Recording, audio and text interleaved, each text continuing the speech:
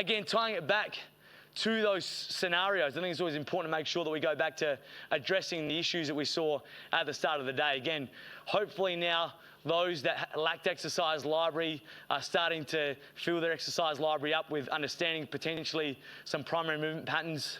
For those that struggled with being overwhelmed by exercise library, they start to contextualize those into their continuums. We now hopefully have balance. Obviously, we talked about squat, which is quad dominant, hinge, hamstring dominant, thrust, glute dominant, and then lunge, potentially bringing those all together, vertical and horizontal pushes and pulls, bracing and rotating.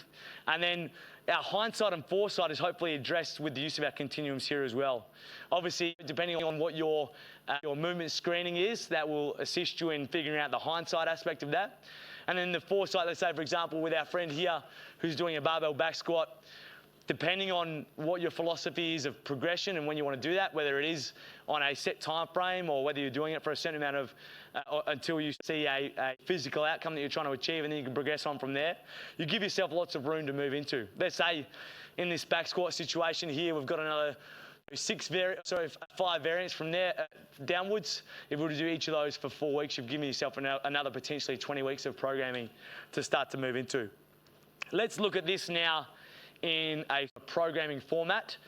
Now, we could honestly show you a million different program formats here, but I've just selected 3 that I think are topical at this point in time.